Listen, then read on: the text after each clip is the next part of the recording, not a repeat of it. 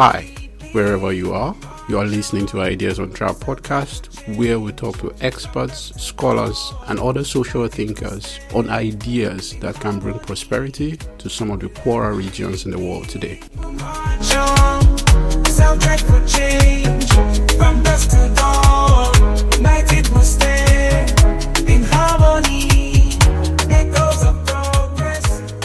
Welcome to another episode of Ideas on Trap podcast. I am your host, Tobi. My guest today is Tiago Santos, who joined me to discuss the benefits of parliamentary systems of government. Tiago believes that if African countries had adopted parliamentary systems during their democratization wave, they would have likely seen better development outcomes today. He cites the success of Botswana and the economic growth seen in other parliamentary countries as examples. He also highlights four main flaws in presidential systems, according to political scientist Juan Linz: lack of clarity in authority, rigidity, winner-take-all nature, and personalism. These are issues that often lead to ineffective governance, coups, and excessive polarization, which hinder development and political stability. Tiago further argues that better governance structures like those provided by parliamentary systems are crucial for economic development and lead to greater political stability, more inclusive decision-making, which are essential for long-term growth and escaping the Malthusian Trap. Tiago Ribeiro dos Santos has been a Brazilian career diplomat since 2007. He has a law degree from the Pontifical Catholic University in Rio de Janeiro, a professional degree from Brazil National Diplomatic Academy, and a master's degree from the University of Chicago's Harris School of Public Policy. He is the author of the excellent book, Why Not Parliamentarianism? And none of the opinions he expressed on the podcast are the opinions of any institutions that he has been part of. To read the full transcripts of this conversation, you can go to our website, www.ideasontrap.com. I want to thank Tiago for joining me on the show, and I hope you enjoy it.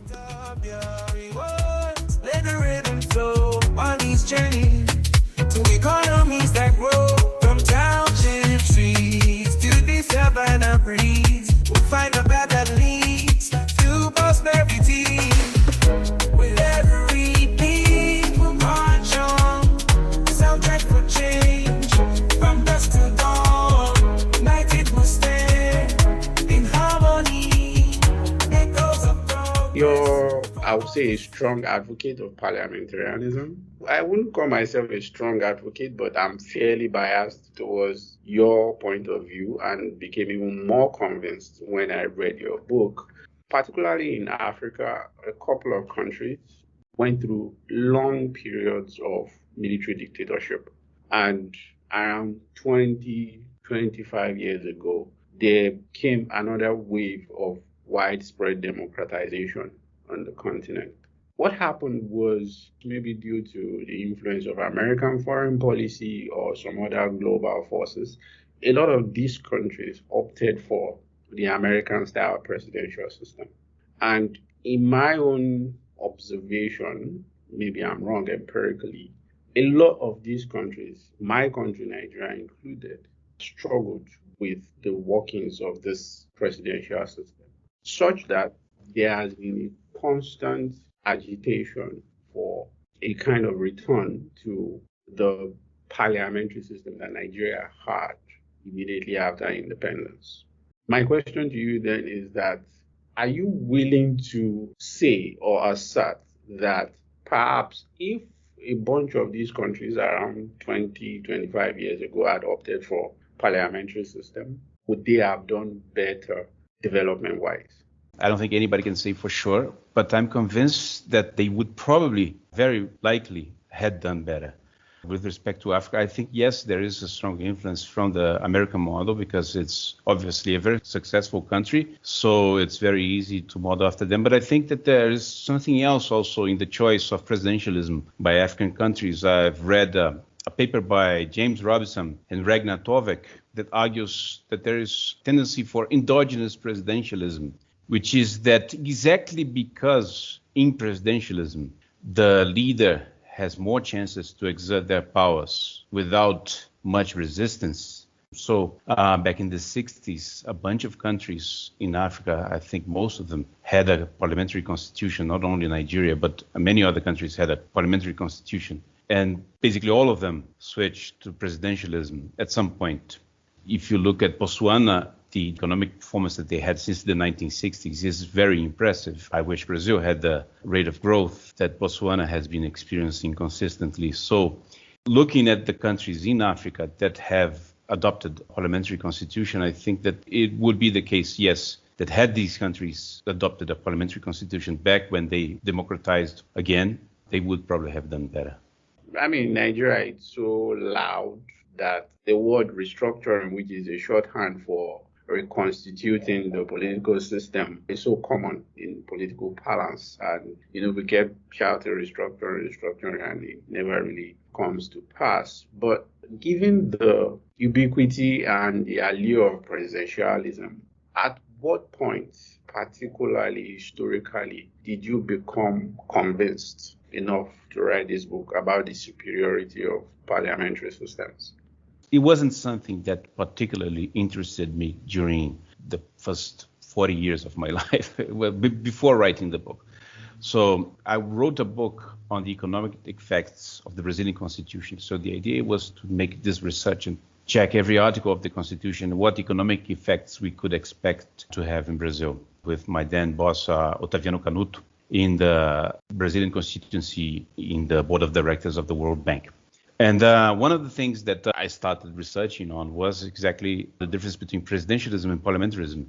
And I started to find some striking results. This was too big to go into the article, so we don't mention it in the article that we published. We mentioned other aspects of the Brazilian Constitution, but then I couldn't stop researching this. And I was always also checking myself, trying to push my good economist friends. I was trying to also get comments from many people that have thought about this problem very well, and to check that I wasn't thinking something that was completely out of base. And I was increasingly convinced, because of the feedback that I got, the continuation of my research. It was then when I combined all the elements that I think are in favor of parliamentarism, that if we just look at countries that are parliamentary or countries that are presidential, you see that parliamentary countries perform better in just about any indicator.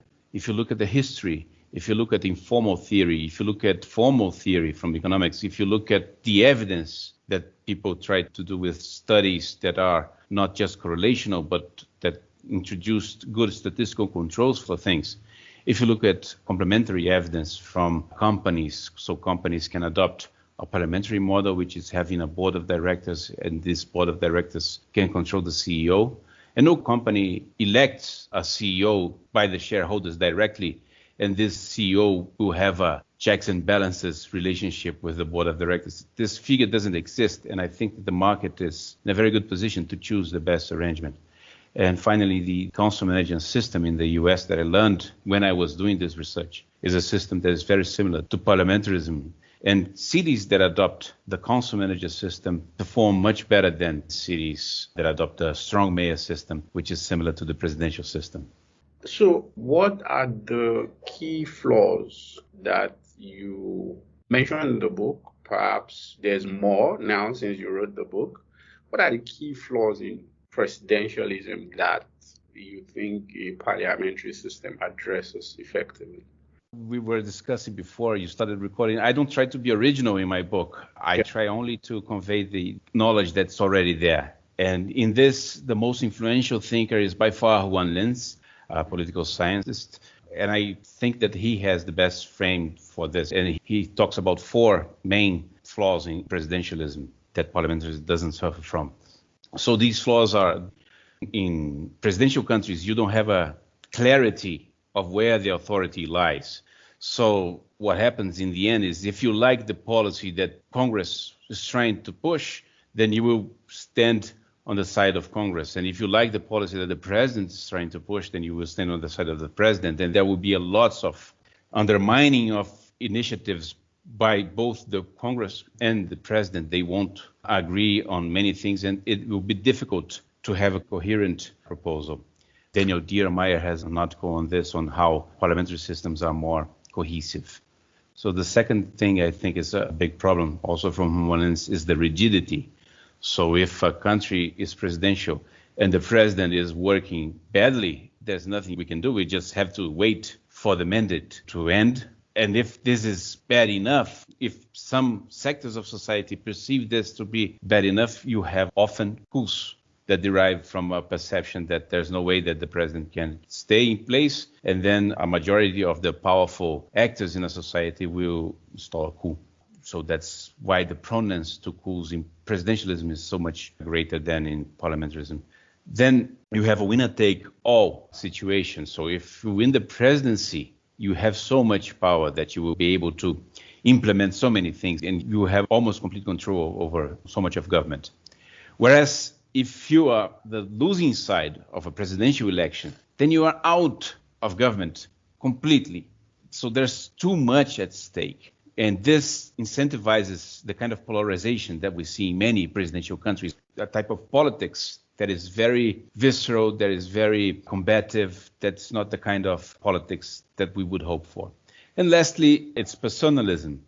The presidential system focuses way too much on the figure of one person instead of different institutions in society, different sectors and different voices.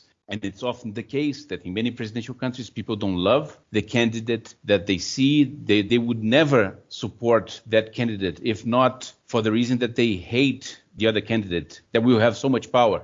And then they try to minimize the flaws that they would never accept in a normal situation on the candidate that they support. And this leads to a race to the bottom sometimes. So the personalism is a disastrous characteristic of presidentialism too. So I think the Linz framework is still the best description. Yeah. Two common pushbacks that I get when I try to discuss parliamentary systems, whether amongst friends and other people. So I want you to help me respond to them. Is that first is the issue of capture of the political system. So most presidential systems have what we call term limits. In Nigeria, in the US, and some other places, to say, oh, a president can only serve 2 fixed terms concurrently. And after that, it becomes unconstitutional, even though some countries, the president have successfully overturned constitutional term limits to become de facto dictators. But let's leave those aside. Whereas in parliamentary system, it's possible to have the same party, the same ruling coalition in government sometimes for decades, right? So what is the nuance between something like presidential term limits in a presidential system and the prospect of having basically the same government in power for decades? How do those two systems compare in that regard? And the second pushback I get is stability. The recent case that comes to mind is the Netherlands, for example. They had an election recently where a controversial candidate and party basically won the election. But at the end of the day, it became impossible to form a government, right? Which is what you don't get in a presidential system. The system is such that there is the emergence of a clear winner who then forms a government and then proceeds to govern. Whereas in some parliamentary system, in some cases, you can have this persistent chaos for a while, like in the UK now, where they've had at least 3 prime ministers in about 6 years. So those two pushback, how do you respond? With respect to the first, I think there's a strong consensus in political science that term limits actually are a negative quality for an institutional system, because if you recall in the book, I discuss a model by Persson and Tabellini, 2 economists that study this question. And they are the only model that I know of. For the only model that thinks that presidentialism is superior to parliamentarism, one of the most important characteristics is that there are no term limits. Because the idea is that if there are term limits, then a president will try to grab everything that he can before he loses power, or try to stay in power forever by demolishing the democracy completely, because he knows that he will never get a chance to be in power once again. Whereas in the parliamentary system, there is no ending to what he can do. He can stay in Congress, in Parliament, for as long as the people want him there or her there. So what I would say is that even though there are some countries where you see that happening, that some parties stay in power for decades, they are pretty rare. It's not a very common situation in parliamentarism. And one thing that I stress in the book is that you cannot expect there to be a guarantee that it will be better. You just have to have an expectation that it will be better. So you have Japan, you have Botswana. There are countries that have parties that stay in power for long. You see that even though these parties stayed in power for long, there was not that much repression of the opposition. And in many cases, at some point, the opposition did win an election. Whereas in presidentialism, you also have cases where parties have remained in power for very long, like in Mexico. So this particular problem that you point to, I don't think presidentialism solves. And the other thing is that sometimes for the opposition to gain power, they subvert completely the regime. They change the constitution. They get into power by force. So even though there was a change in power, it wasn't a desirable one. So for that, I think one of the advantages of parliamentarism is exactly that it doesn't need to have term limits, because any presidential country will have term limits at least on the president. Because if you do not have term limits on the president, the chances that they will stay in power, be re-elected indefinitely, and thereby destroying the democracy are very high. So since it was invented, presidentialism, you have that problem. With respect to stability, I think that we need to look to what kind of stability that we want.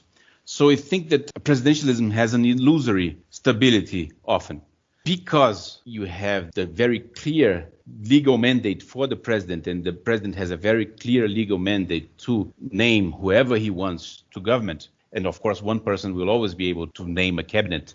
You have the illusion that there is a functioning government, but this functioning government will be very often completely disconnected from the true forces of society that want to move in a different direction.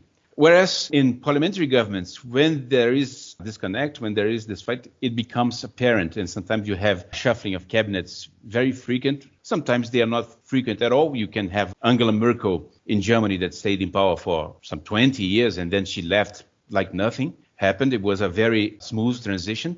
And so parliamentary has this flexibility. If something is working, then they stay in power for very long. If something is not working, they don't stay in power. And you mentioned the Netherlands. I don't know about the Dutch situation right now, but I recall that the Belgian also was without a government for a while.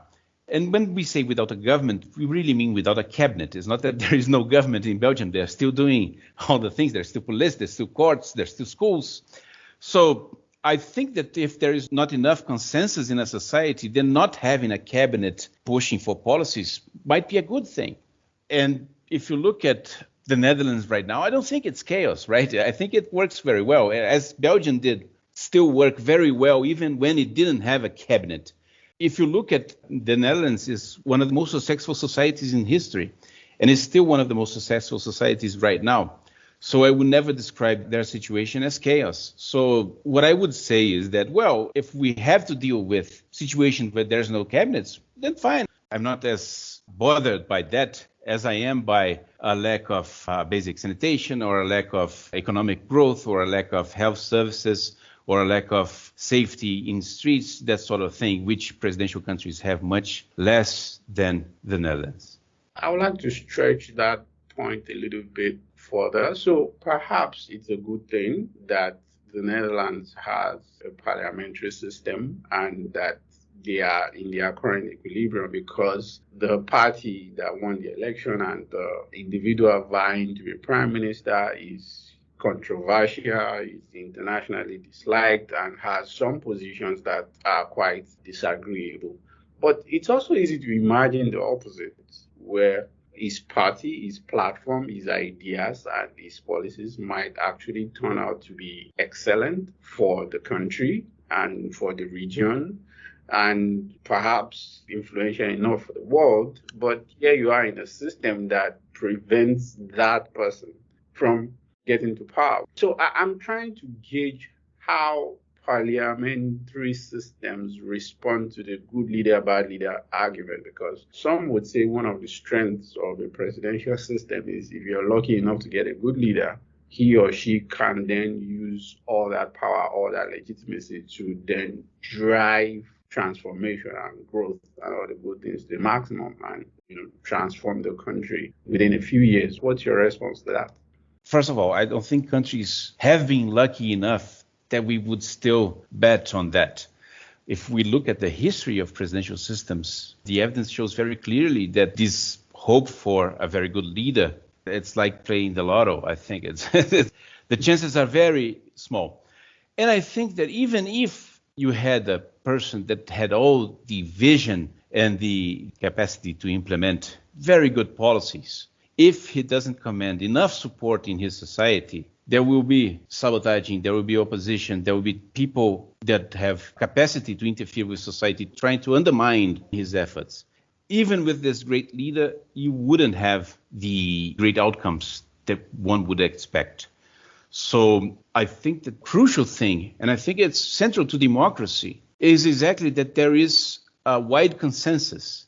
The thing is that presidential elections do not create wide consensus. They create two rival candidates, two rival sides, and then at the end of the day, one of them wins.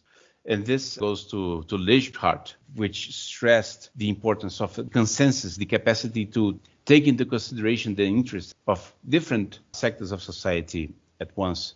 So this is why I still like parliamentarism better. So for the benefits of people that haven't read the book, I'll go through perhaps a few more questions that you should explicate on before I go into what actually interests me, which is how you then relate your argument on parliamentary system to development or economic development more broadly.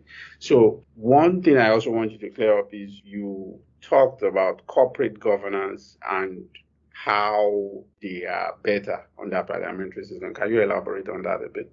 So corporate governance, we usually think of governments and companies as completely different walks of life, completely different situations, but in fact they are not.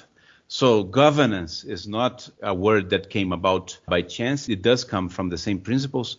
And when you look at how boards make decisions, they use something called parliamentary procedure. They use some books like Robert's Rules of Order, which is taken by, I think it was a colonel, it was someone in the military that was very frustrated by how meetings were being used. And then he used exactly the sort of decision that was being taken in the United States Congress to take these decisions. And we see, I forgot the name of the author right now, with this book, Shareholder Democracies. He explains how the modern public company takes a lot of how it's governed from the evolution of government, particularly because there was a time that the mother company was started in England, and there was a time when you would need to have authorization by the government to create one of them. And then the board members would be often people from government as well. So there was this very intense relationship and this very intense exchange of methods, of approaches to problems. And then they had tried many things, many approaches, boards with lots of members, boards with very few members, and all sorts of ideas, until they ended up with the model that is replicated in basically every public company that we have now, which is the shareholders elect a board of directors. The number may vary. And this board will choose the management of the company, particularly the CEO, which will be kind of like the prime minister, but maybe different from the UK, because in the UK, the prime minister must be from parliament. But in the Netherlands, for example, it doesn't have to. But the board elects the CEO, and then they can fire the CEO at any time as well. So this is something that allows for a much more efficient handling of the affairs of the company than the situation where you would have the shareholders elect the CEO themselves. I wrote to one of these authors about this parallel, and he thought it was perfectly applicable. And yes, I completely understand what you're saying about the presidentialism. He couldn't think that it had ever been tried by any company, the exact presidential system. One thing that was tried is the shareholders choosing some people in management already, and this didn't work. So I think that this is very strong evidence for that, because markets, they have the greatest incentive to perfect their governance systems. What is the attenuation bias, and how does this bias feed into our common understanding of presidential and parliamentary systems?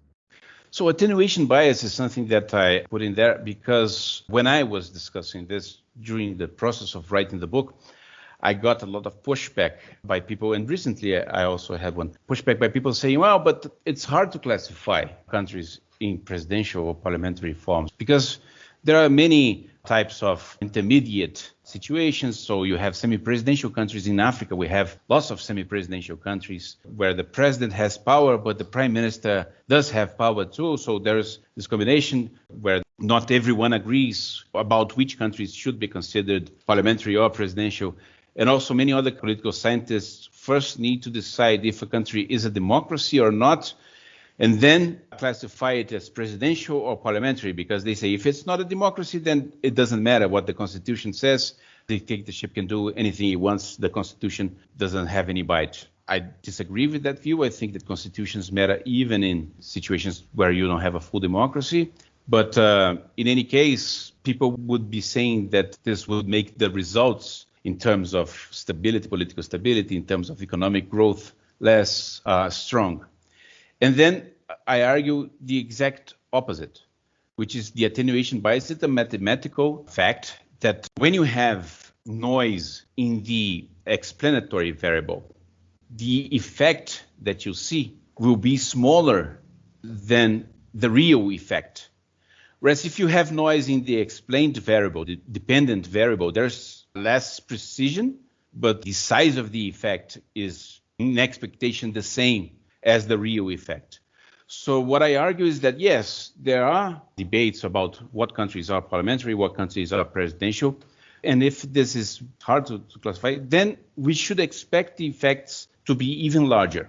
Many people criticize academics and scholars that raise the issue of attenuation bias because people often raise the issue of attenuation bias even before they convincingly demonstrate that there is a relationship in the first place. But I think that at the point where I make the point about attenuation bias, in the page that I make that, I think that I was able to demonstrate that the relationship does exist. So if it does exist, and we do have difficulty classifying countries in parliamentary or presidential, then we should have attenuation bias and we should expect the effects to be even larger. I would say how your research or writing your argument does relate to economic development, or maybe development for shorthand, is what I found most interesting in your book and most relevant to my passion, because I don't know if you caught this yesterday. Jishnu Das, I don't know if I'm saying that correctly, wrote an essay titled, let me quickly check, "Did Development Economics Lose Its Moral Compass?" Yeah, you're not making similar arguments, but how I see them connected is the fact that development, the field or the development industry, has more or less given up on governance. And now everybody is obsessed with whatever tiny interventions you can make that get people from $1.90 to $2.90, and then we can sing hallelujah that we've ended poverty. Whereas I, and I imagine yourself and some other people that we both admire, like Plan Pritchard, are interested in changes that we can make in Nigeria, in Chad, in Ethiopia, that can get those countries to middle income status and possibly greater than that. So how do you see the relationship between economic development and the system of governance or the political system generally? How does this tie in your head when you were writing the book? Okay, so I think that in theory, we should expect this to happen. when we look at the institutional school of economics, they say that the central aspect for growth is institutions. So you go back to Douglas North, you go to Acemoglu and Roderick and those people, and Douglas North in particular.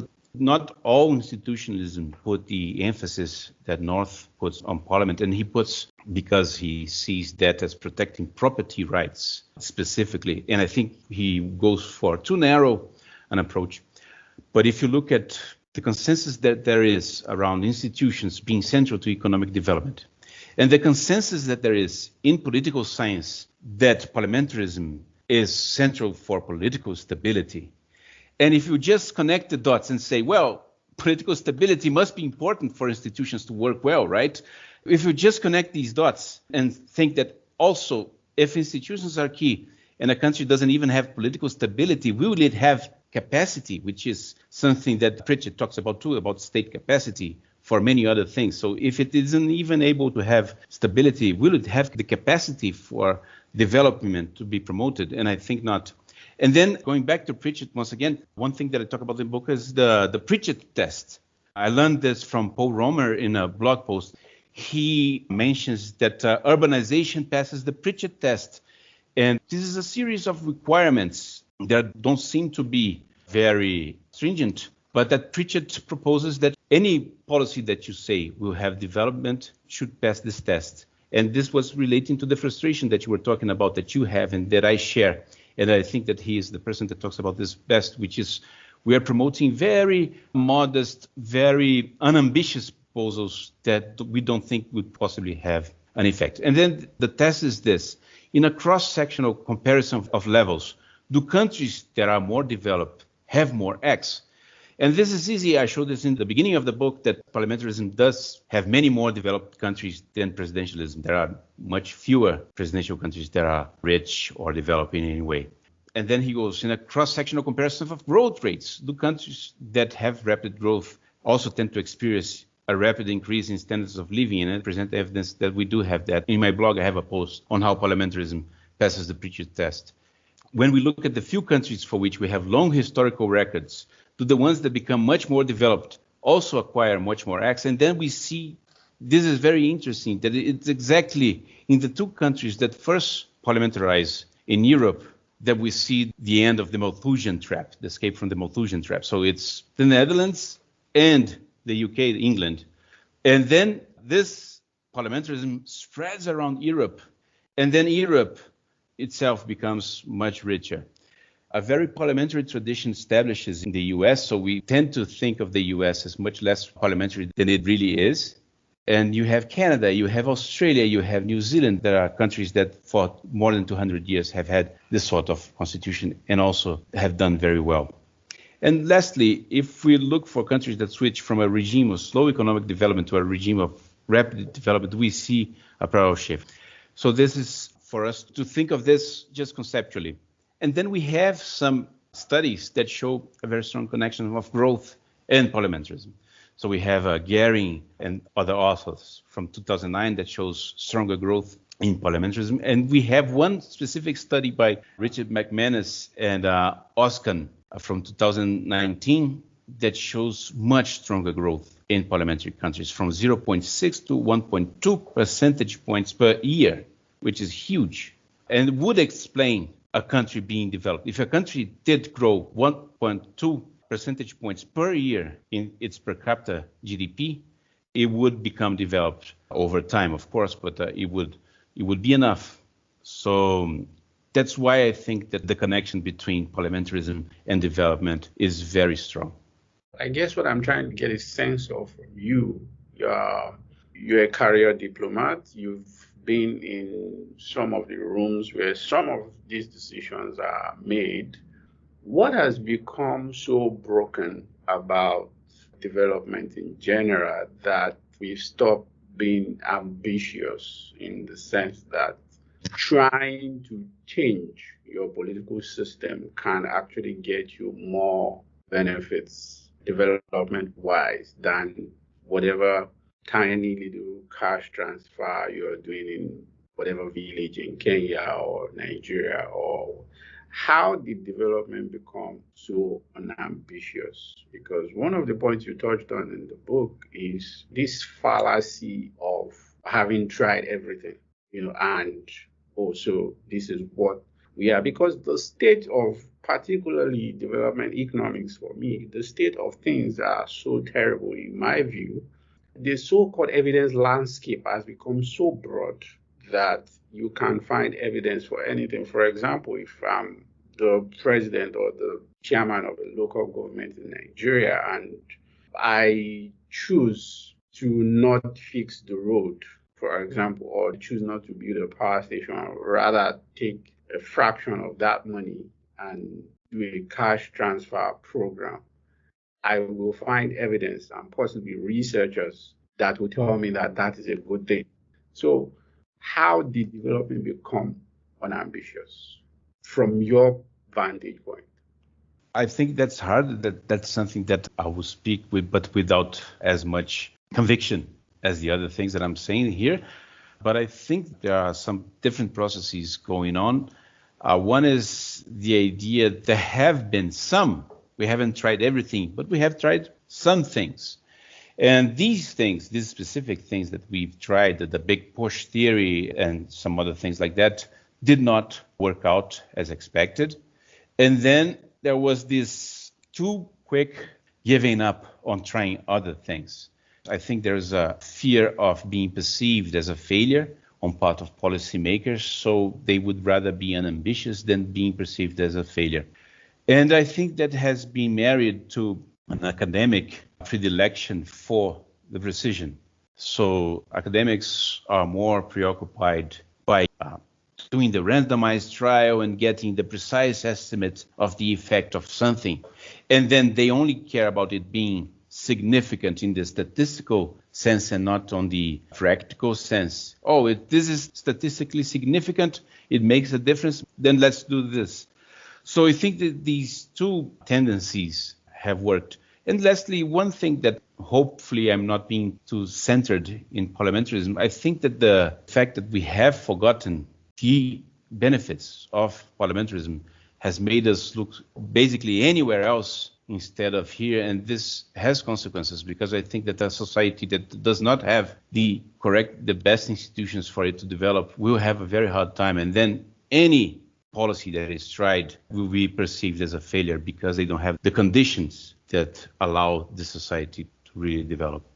I don't want to dump all my frustration about development on you, so let me move on from that.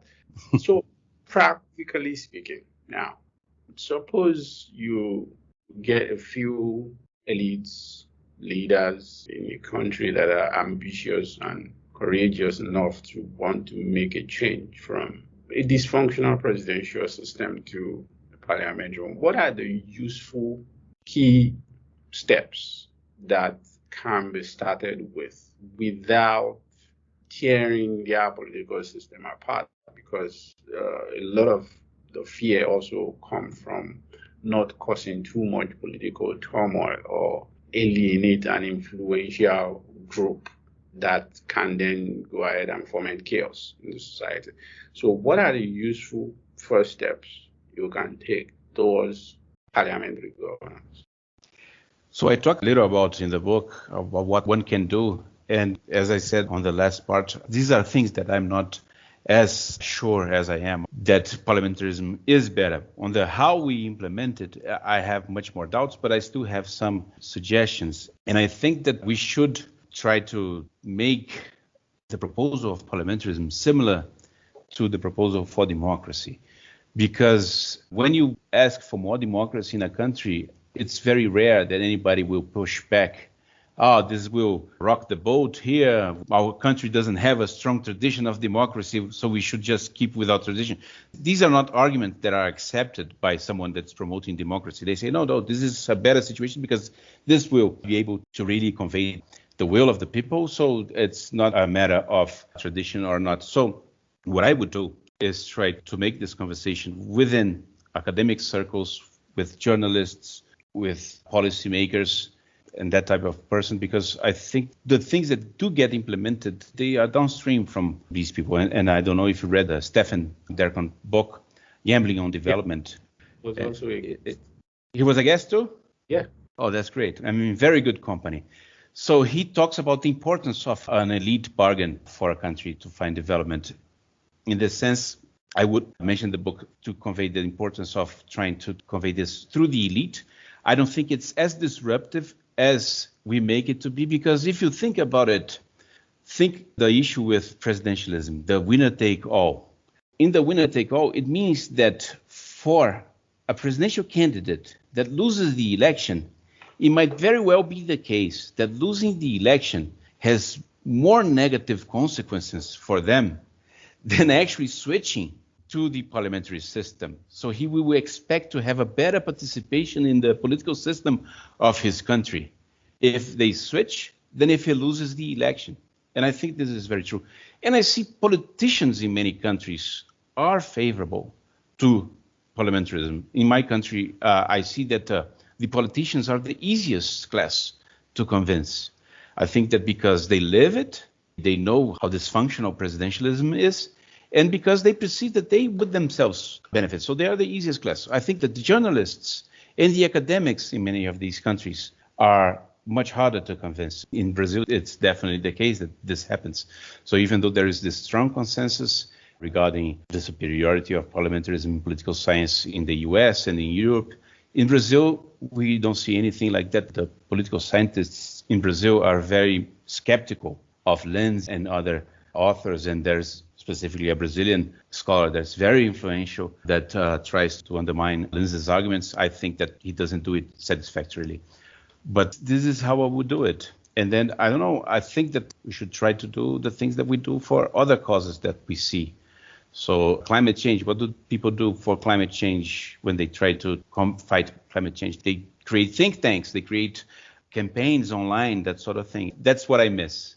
So, I mean, if you look at the world today, especially the trend in global politics with the rise of populism, nationalism, trade wars, the state of global governance generally at institutions like the UN and the prospects of cooperation between the EU, the US, China, Russia, and what is called multipolarity generally.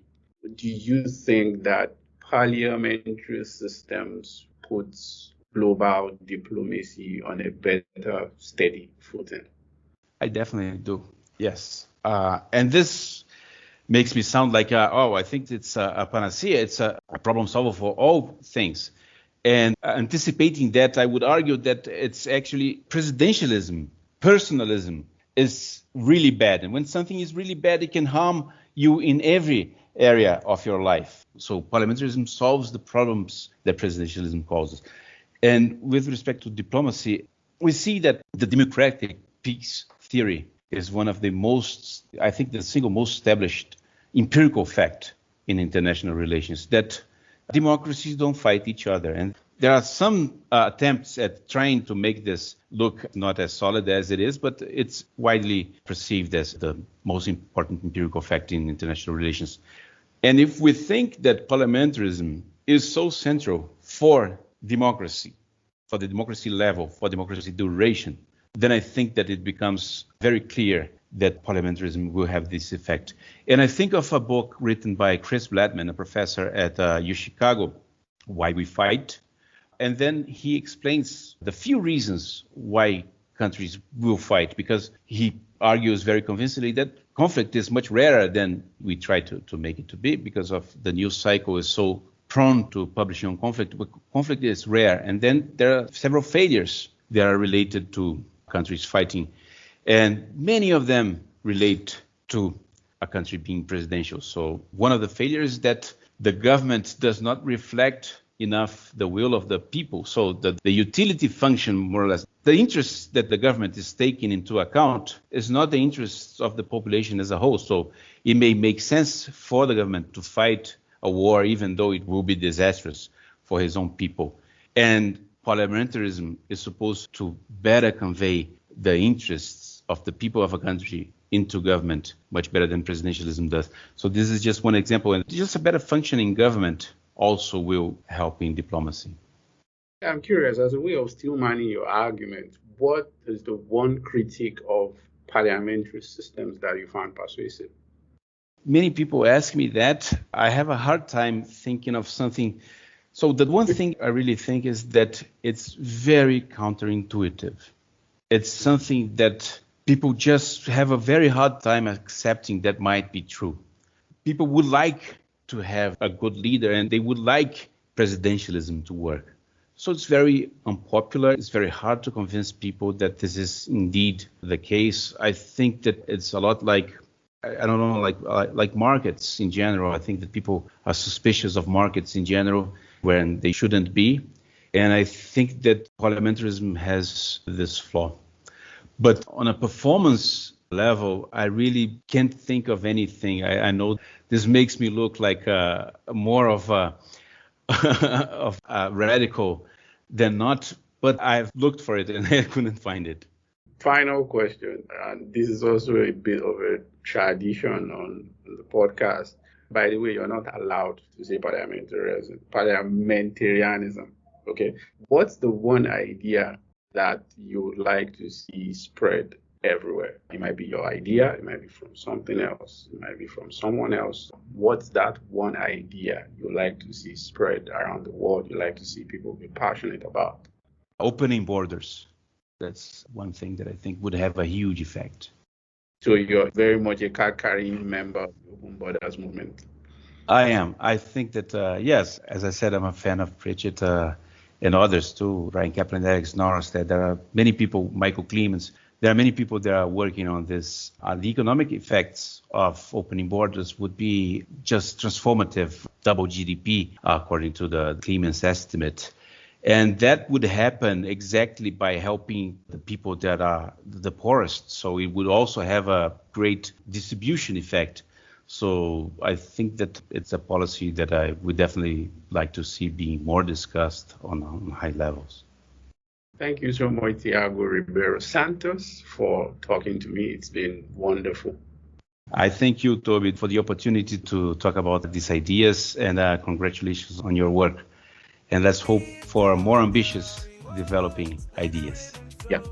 For updates on new episodes, our blogs, our meetups, and so many other interesting things that we are up to, you can simply check out our website, www.ideasontrap.com. You can also subscribe to the podcast on Apple Podcasts, Spotify, Google Podcasts, or wherever else you get your podcast updates. In harmony.